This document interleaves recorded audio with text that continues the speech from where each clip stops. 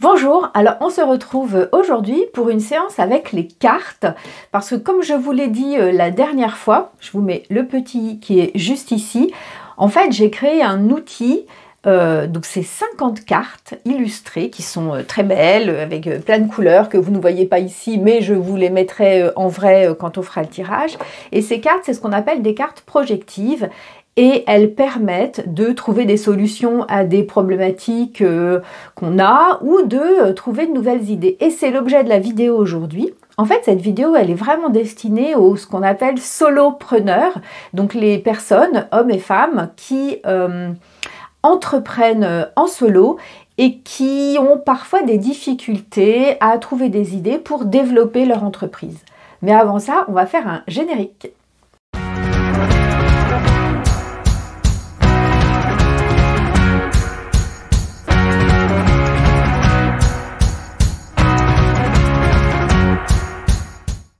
Donc, comme je vous le disais avant le générique, cette vidéo, c'est vraiment une vidéo de démonstration pour expliquer comment ces cartes projectives, ces 50 cartes que j'ai créées, peuvent aider des entrepreneurs et entrepreneuses individuelles à développer leur entreprise. Enfin, comment ça peut les aider à trouver des idées, des pistes de solutions pour développer leur entreprise. Et pour ça, j'ai pris un exemple totalement fictif, enfin fictif. Je l'ai trouvé sur Internet, j'ai trouvé qu'il y a des gens qui font ça sur Internet et je me suis dit, tiens, ça peut être intéressant comme idée à développer. Donc je vous donne le cas. Le cas, c'est, on imagine que vous êtes créatrice ou créateur de t-shirts. Avec ça peut être des t-shirts humoristiques avec un visuel ou un slogan, etc. et que vous vous les vendez sur Etsy.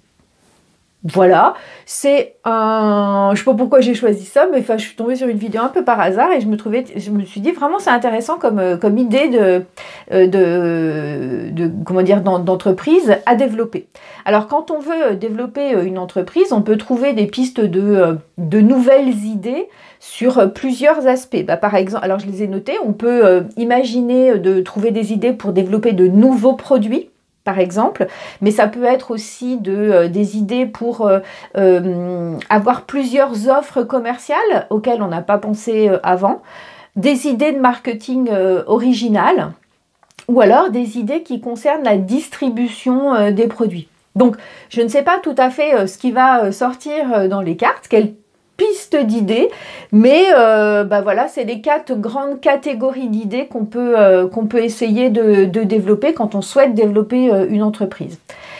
Et on va commencer. Comme la dernière fois, il faut un crayon que j'ai ici même et puis un cahier qui est juste en dessous. Peut-être que vous m'entendez tourner les pages.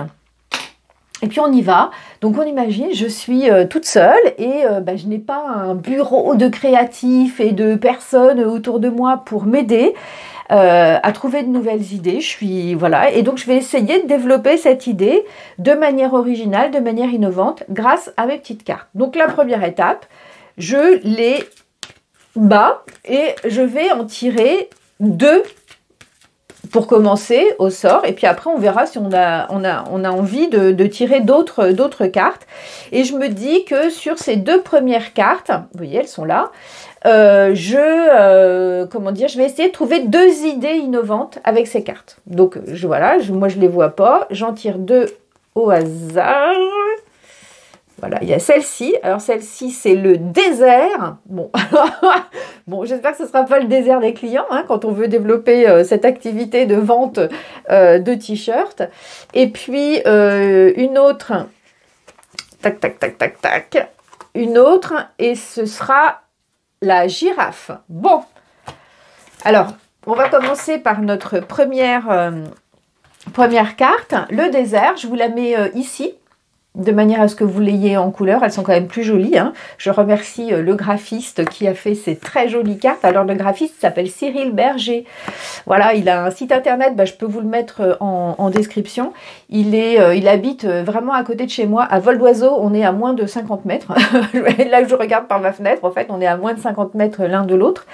Et c'est quelqu'un qui est graphiste, qui est, comment dire aussi, il est dessinateur de presse, il est créateur de plein de choses. Il est même DJ, donc vous voyez bien que voilà, il a beaucoup de cordes à son arc, Cyril. Donc, le désert. Alors, première phase, on se pose 3 minutes et on se pose la question sans même regarder, parce que vous savez, les cartes, elles sont accompagnées d'un livret avec le symbolisme de chaque carte qui peut aussi donner des pistes, mais même sans regarder, là pour l'instant, je vais essayer de lister un petit peu ce que ça m'évoque le désert. Moi, le désert, alors j'ai pas mis mes lunettes, mes amis, et je vais être bien embêtée pour écrire. Je n'ai pas mes lunettes. Ouais, moi j'oublie que j'ai plus de 50 ans, hein, de temps en temps. Donc en fait, de loin ou là comme ça, quand je vous parle, ça va bien. Voilà. Par contre, de près et pour écrire, il me faut mes lunettes. Donc, voici mes lunettes avec le petit truc qui va bien. Ça me fait penser à Blanche Gardin. Bref, parce qu'elle a une blague sur les personnes de mon âge, les femmes de mon âge, avec un petit... vous voyez le truc pour éviter que les lunettes, elles tombent, le petit, je ne sais plus comment ça s'appelle, bon bref. Alors le désert, à quoi ça me fait penser? Le désert, ça me fait penser, moi, aux Bédouins. Aux Bédouins, alors pour l'instant, on ne voit pas du tout en quoi ça où ça va nous emmener, mais en fait, on s'en fiche, puisque le but, c'est vraiment de brasser des idées. Les Bédouins, ça me fait évidemment penser à des tentes. Voilà, ça me fait penser aussi à la nuit, parce que j'imagine une image, peut-être une image d'Épinal, mais vous voyez, des tentes, et puis au milieu, le feu, et puis on boit du thé, et puis on devise la moitié de la nuit. Alors je dis on, comme si je l'avais déjà fait, évidemment, évidemment, c'est pas évident, mais enfin, je ne l'ai jamais fait, malheureusement, peut-être un jour. Ça me fait penser aussi à la caravane. Le fait et la caravane, c'est se suivre à la queue leu-leu. Voilà, vous voyez, j'ouvre en fait l'univers des possibles. Là, je suis dans comment dire, dans la pensée divergente. Donc, suivre à la queue leu-leu. Je ne sais pas comment c'est s'écrit à la queue leu-leu, alors on s'en fiche, hein, parce que c'est mon papier. Voilà. À quoi ça me fait penser le désert? Évidemment, le sable, ça me fait penser tout de suite à la plage. Alors, pas le désert en tant que tel, mais le sable me fait penser à la plage. À quoi ça me fait penser? Au mirage. Et aussi aux oasis, du coup. Alors, oasis, ça pourrait me faire penser à la musique. Pourquoi pas? Je vais mettre ça, la musique. Ça me fait penser aussi, les oasis, moi, comment dire, à la corne d'abondance. Je sais pas pourquoi, mais moi j'imagine un oasis au milieu du désert qui est très luxuriant. Une corne d'abondance. Et vous voyez, en fait, on pense, spontanément, le désert, ça me fait pas forcément penser au grand vide. Et moi, je sais pas, c'est pas les idées qui me viennent en premier.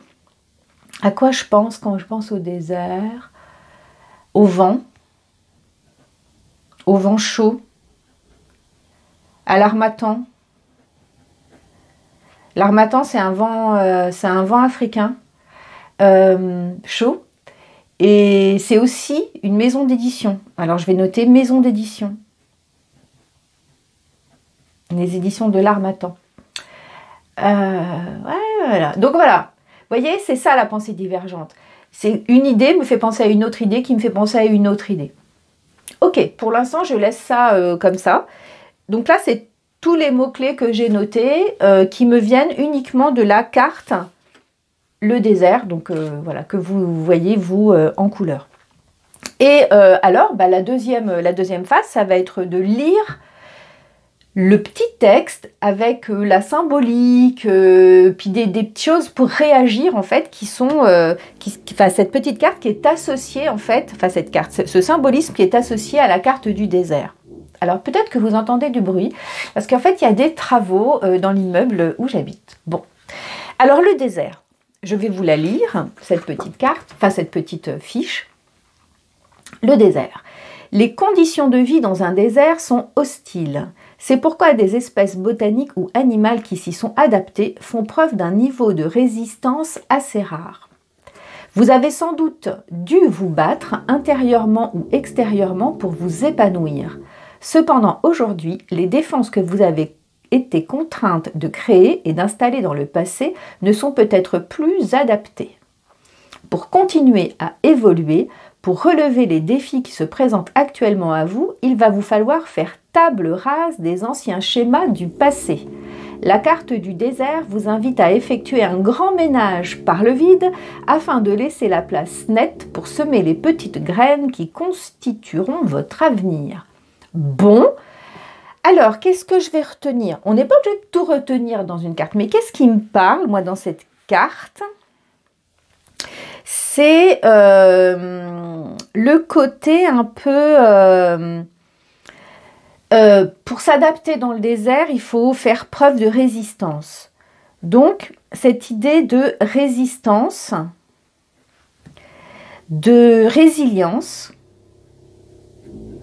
pourquoi pas. Et le fait de... comment dire? Ah, excusez-moi, mais vraiment le bruit est insupportable. Je ne sais pas si ça s'entend dans le micro, mais voilà, j'ai bien choisi mon moment. Mais au moment où j'ai installé la caméra, enfin mon téléphone et puis le micro, il n'y avait pas de bruit. Bref. Oui, le côté...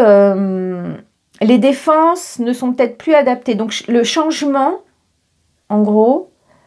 Le changement de défense, alors de défense ou de quoi d'autre? Ouais, le changement de défense, l'adaptation, parce que les conditions ne sont plus les mêmes. Et voilà, faire table rase des anciens schémas du passé. Donc, eh bien, modifier les schémas. Modifier les anciens schémas. Ok. Et enfin, le ménage par le vide. Eh bien, bah oui, mais je vais noter carrément ça, ménage par le vide. Ok. Donc, j'ai un certain nombre de mots-clés.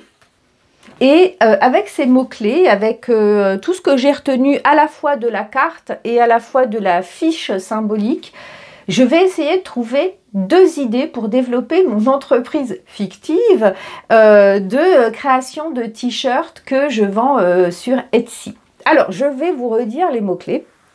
Alors, moi, j'ai retenu bédouin, tente, la nuit, les caravanes, se suivre à la queue leu-leu, le sable, la plage, le mirage, oasis, la musique, la corne d'abondance, le vent chaud, l'harmattan, maison d'édition, la résistance, la résilience, changer de défense, enfin en tout cas s'adapter, plus, on peut dire ça comme ça, modifier ses anciens schémas et le ménage par le vide. Bon, eh bien, actuellement, je crée des t-shirts que je vends sur Etsy. Si je retiens cette idée de ménage par le vide, ben, je change du tout au tout. C'est-à-dire que peut-être que je fabrique plus des t-shirts, mais autre chose, peut-être un autre objet. Donc, ça, c'est une première idée. Ça pourrait être de changer de support de création.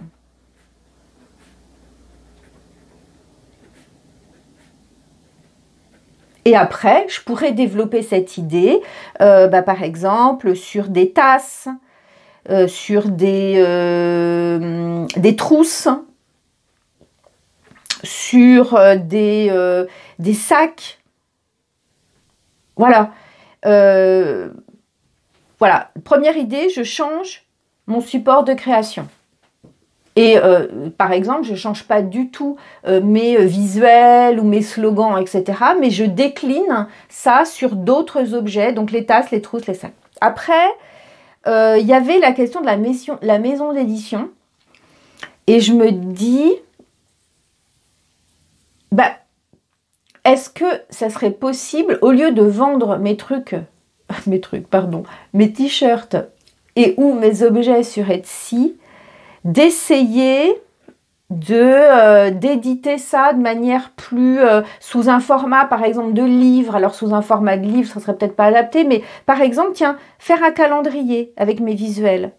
Alors je pourrais toujours le vendre sur Etsy, mais c'est, vous voyez, en termes de format par exemple, au lieu d'avoir un visuel, eh ben, j'ai un visuel par mois et j'ai 12 visuels avec des slogans différents et j'en crée un calendrier de mes visuels. Donc, ce qui se rapprocherait de l'édition, même si c'est un peu tiré par les cheveux. Donc, j'en fais un calendrier. Après, il y avait la question de la... Oui, vous voyez, moi, la question de la musique, par exemple, ça me donne une troisième idée. Bon, on avait dit que 2 idées par carte, mais là, j'en ai une troisième. C'est de me dire, bah, ok, je fais des t-shirts. Et si je faisais des t-shirts, au lieu d'avoir des slogans ou des t-shirts, etc., bah là, je modifie, par exemple, je change mon produit, au lieu d'avoir des choses humoristiques, est-ce que je pourrais pas avoir, par exemple, des paroles de chansons? Mais pas toutes les paroles, parce que je pense que le copyright... Mais par exemple, le début d'une chanson, la première phrase d'une chanson célèbre, ou... Vous voyez, par exemple, si je marque « que je t'aime » sur un t-shirt, je ne suis pas sûre que ça rentre dans l'histoire du copyright avec Johnny Hallyday, mais ça pourrait être n'importe quoi, hein, ça pourrait être...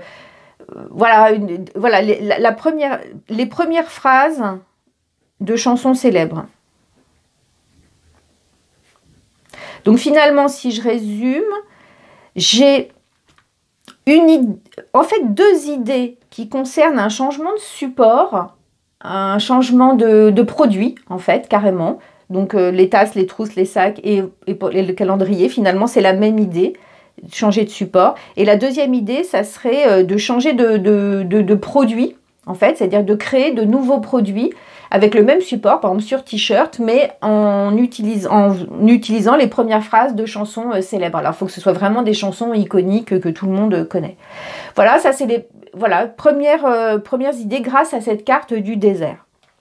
Deuxième carte, vous vous souvenez, c'était la girafe. Alors, je vous la mets ici en couleur parce qu'elle est bien plus jolie en couleur. J'adore cette carte.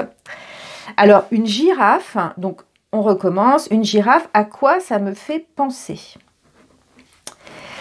Alors, une girafe, ça me fait penser... Bon, elle a un long cou, d'accord. Bon, forcément, ça me fait penser à l'évolution. Parce que c'est la grande différence entre l'évolution... selon Lamarck, enfin la théorie de l'évolution de Lamarck que nous n'avons pas retenue hein, dans l'histoire, et celle de Darwin qu'on a retenue. Donc c'est vraiment peut-être l'évolution et du coup à des théories, des essais non concluants. Voilà, des essais non concluants. Parce que Lamarck, lui, ce qu'il disait, c'est que... si les girafes elles ont un long cou, c'est que au fur et à mesure elles ont allongé leur cou pour aller choper les petites feuilles en haut des arbres.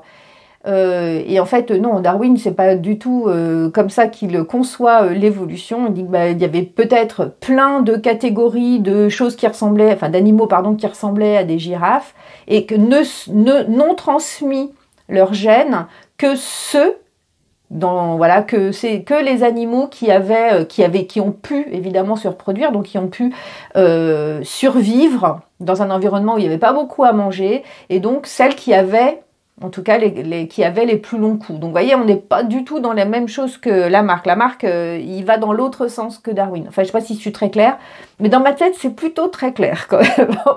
Je vous... voilà, allez lire Lamarck et Darwin et vous irez voir qu'en fait, il y a une grande différence. Donc là, les théories, les essais non concluants, ça c'est quelque chose qui, voilà, ça me fait penser à ça, la girafe.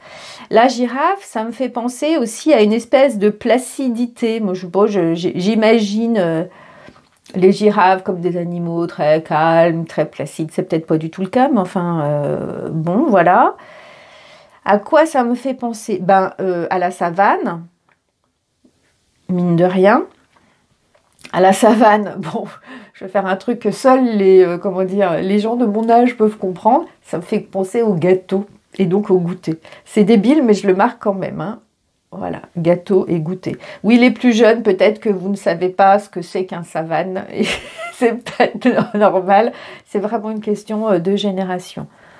Les girafes, ça me fait penser à quoi d'autre? Bah, je vois rien pour l'instant. Mais du coup, j'ai la petite carte. Enfin, la petite carte. La petite fiche qui va avec. Alors, la girafe, c'est le numéro 20. Donc, je vais aller lire ça. Alors... On est dans la catégorie des animaux. Le caméléon. Non, la girafe. Alors, je vous lis le texte. La girafe est l'animal le plus grand de la faune terrestre. Hyper adaptée aux savanes africaines où elle évolue, elle avait pourtant tout pour disparaître. Un cou immense, une course étrangement saccadée, des pattes qui semblent ployer sous son poids, qui peut atteindre 2 tonnes, et une naissance compliquée puisque les petits tombent de 2 mètres. Mais les girafes sont toujours là, dormant debout par cycles courts pour se protéger des éventuels prédateurs peu nombreux. Elles symbolisent le calme intérieur, la gentillesse et la douceur, mais aussi la hauteur de vue. La girafe vous propose aujourd'hui de tranquilliser vos peurs et vos angoisses en la prenant comme modèle. Vous pensez peut-être que vous ne possédez pas suffisamment de talent ou de ressources pour faire face, mais c'est faux. Comme elle, vous résisterez avec placidité aux orages et en sortirez la tête haute. En toute situation, faites preuve de sincérité envers les autres et envers vous-même, c'est votre bouclier. La carte de la girafe vous invite à la sagesse parce que tout passe, les bonnes comme les mauvaises choses. Bon, alors la fin me dit pas grand-chose.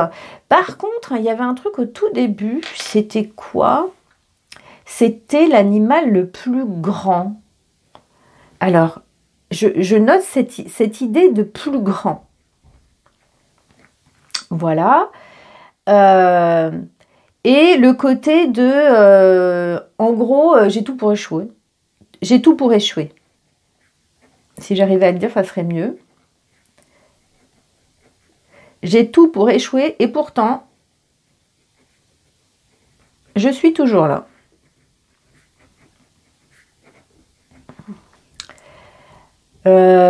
On avait quoi?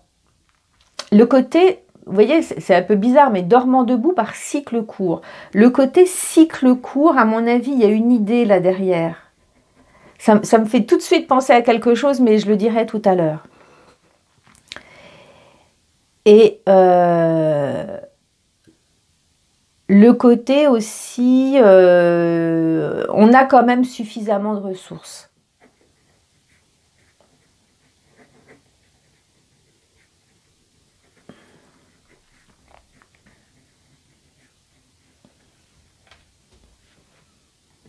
Ok. Bon, je pense que j'ai pas mal de mots-clés. Je vais vous les redire. Alors, on a l'évolution, les théories, les essais non concluants, l'histoire de la placidité, de la savane, du gâteau, du goûter, quelque chose de plus grand, et le côté j'ai tout pour échouer, pourtant je vais réussir, enfin je suis toujours là. Le côté cycle court et on a suffisamment de ressources. Alors, tout de suite, l'idée que j'ai en premier, c'est le côté cycle court. Parce que actuellement, je distribue mes produits. Bon, je vous rappelle, c'est fictif. Je distribue mes produits sur Etsy, qui n'est pas ce qu'on appelle... Enfin, c'est pas un cycle court, puisque de fait, je ne rencontre pas les gens, mes clients. Et du coup... si je voulais raccourcir un petit peu le processus, eh ben je me dis aller à la rencontre des clients. Alors, comment aller à la rencontre des clients? Ça pourrait être de développer une offre locale. Enfin, une offre locale avec... une distribution locale.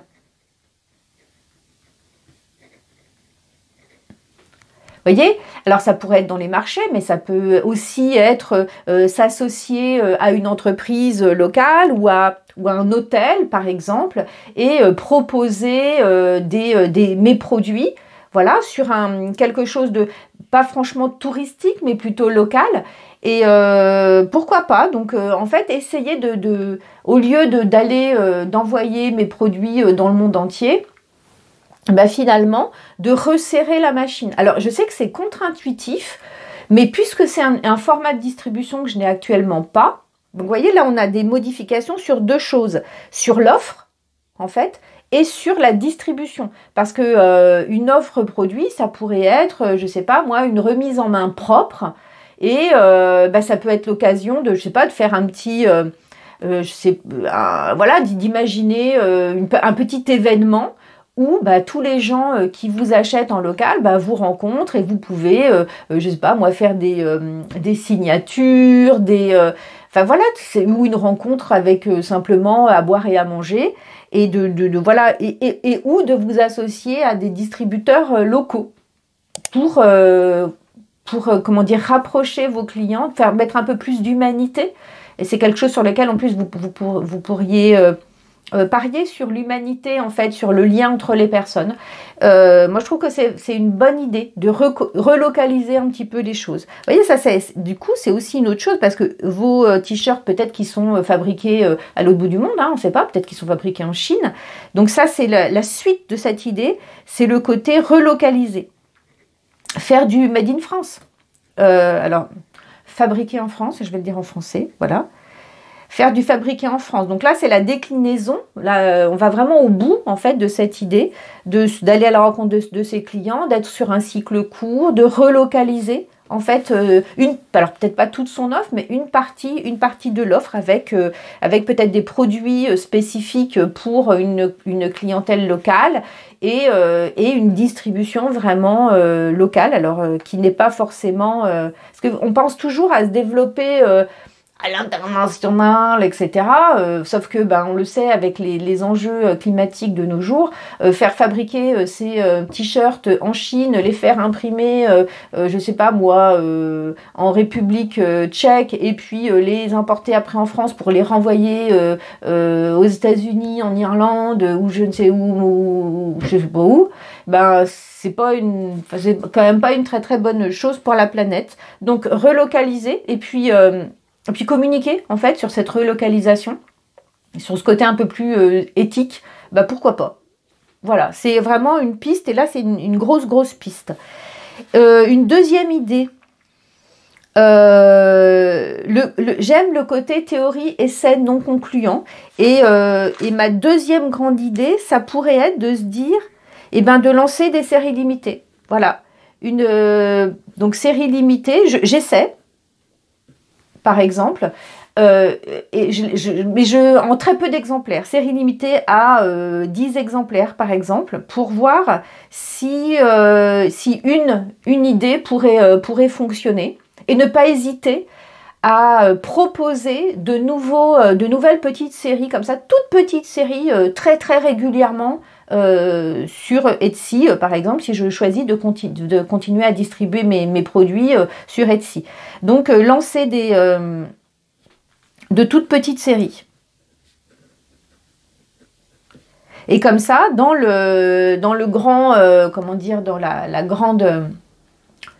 Dans mon offre de produits de fait qui sera je vais pouvoir trouver les produits qui fonctionnent le mieux. Mais ça peut être, vous voyez, ça peut être sur des visuels, les petites séries, mais ça peut être sur les tasses, comme je vous le disais, ça peut être les trousses, n'importe quoi, les sacs, tous les supports, de les faire, mais en toutes petites séries, vraiment de manière extrêmement non ambitieuse au départ, pour tester un petit peu et voir ce qui marche, et après développer ce qui fonctionne. Ouais, ça y est, j'ai mes deux idées sur cette carte-là. Donc c'est bien, je trouve. Donc on a vraiment, à partir de 2 cartes, on a déroulé pour l'instant 4 grandes idées qui concernent ou l'offre, ou le nombre de... Enfin, les produits en eux-mêmes, ou la distribution. Pour l'instant, j'ai pas trouvé vraiment d'idées Enfin, même si j'en ai par ailleurs, mais j'ai pas vraiment d'idées sur le marketing, parce que j'ai des idées sur la distribution, les produits, un petit peu sur l'offre commerciale en relocalisant et en proposant en fait une rencontre ou peut-être en groupant des choses, enfin bon voilà. Par contre, sur le marketing, j'ai pas vraiment trouvé d'idée encore, mais je me dis que ça suffit pour aujourd'hui parce que en fait, cette vidéo, elle fait déjà 30 minutes, c'est un petit peu long.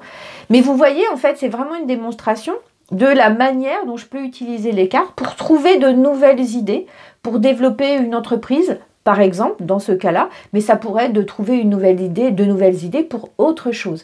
Donc, la dernière fois, on avait utilisé les cartes, je vous remets le i ici, pour régler un problème, en fait, pour trouver des solutions innovantes à un problème d'ordre privé. Mais là, en fait, je l'utilise pour essayer de trouver des solutions pour développer ma petite entreprise de t-shirts sur Etsy. Voilà, j'espère que ça vous a plu. N'oubliez pas, alors vous aurez en barre d'infos, enfin voilà, en dessous sous la vidéo, vous avez les liens parce qu'en ce moment je suis en plein financement participatif. Donc si vous voulez précommander le jeu à un prix effectivement qui ne sera pas le prix de la commercialisation puisque c'est un prix inférieur, donc vous utilisez le lien qui va vers la campagne Ulule pour voilà, pour me soutenir, mais surtout pour précommander le jeu à un prix défiant toute concurrence, non, au prix qui ne sera pas qui est vraiment le prix de la précommande, hein, qui est le prix de la campagne. Vous pouvez aussi acheter un coaching avec ces cartes dans la précommande. Évidemment, un coaching à un prix qui n'est pas le prix habituel du coaching. Et puis, vous recevrez aussi, quand ils seront imprimés, un jeu de cartes en plus. Voilà ce que je voulais vous dire. Ah, vous pouvez aussi télécharger, je vous mets le lien, gratuitement, un livre blanc pour vous apprendre à utiliser cette technique des cartes projectives. Vous voyez, c'est cadeau ça. Voilà. Donc il suffit de vous inscrire et vous recevez quelques heures après ce petit livre blanc qui fait une 40aine de pages où j'explique vraiment toute la technique pour faire ce que j'ai fait, puis pour le faire peut-être avec vos clients si vous voulez en fait utiliser la technique de cartes projectives avec vos clients pour trouver des solutions à leurs problèmes, pour les aider à innover, pour animer des réunions, pour faire plein de choses. Et je pense que la prochaine vidéo, ce sera peut-être sur une animation de grande réunion. Alors peut-être que je ne serai pas en face caméra, mais je commenterai en fait des choses parce que j'ai une grande réunion prévue avec des gens très bientôt où je vais utiliser la technique des cartes projectives. Voilà, abonnez-vous, hein, et puis moi je vous dis à la prochaine fois. Salut!